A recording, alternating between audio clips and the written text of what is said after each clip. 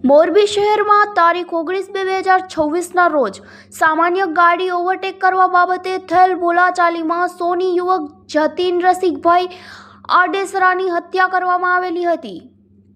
જેના અનુસંધાનમાં આજરોજ ધોરાજી સોની વેપારી મંડળ દ્વારા ડેપ્યુટી કલેક્ટર ધોરાજીને આવેદનપત્ર પાઠવવામાં આવ્યું। ધોરાજી સોની વેપારી મંડળના પ્રમુખ સુરેશભાઈ લાઠીગરાજે જણાવ્યું કે આવી સામાન્ય બોલાચાલીમાં હત્યાને અંજામ આપવામાં આવે તે ખૂબ જ દુઃખદ અને ચિંતાજનક બાબત છે। આવી ખુલ્લેઆમ થયેલ ઘટનાથી સામાન્ય નાગરિકમાં ભયનું વાતાવરણ સર્જાયું છે।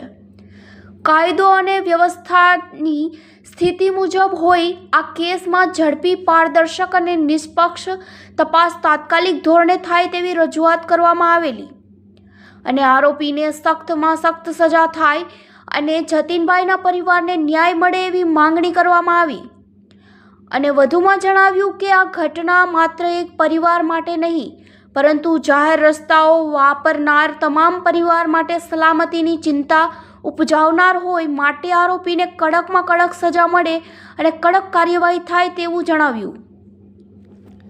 જેમાં આજ રોજ સોની વેપારી મંડળ દ્વારા બપોરના સમય બાદ અડધો દિવસ પોતાનો વેપાર ધંધો બંધ રાખી જતીનભાઈ સોનીના પરિવારને ન્યાય અપાવે તેવી માંગણી કરવામાં આવી છે।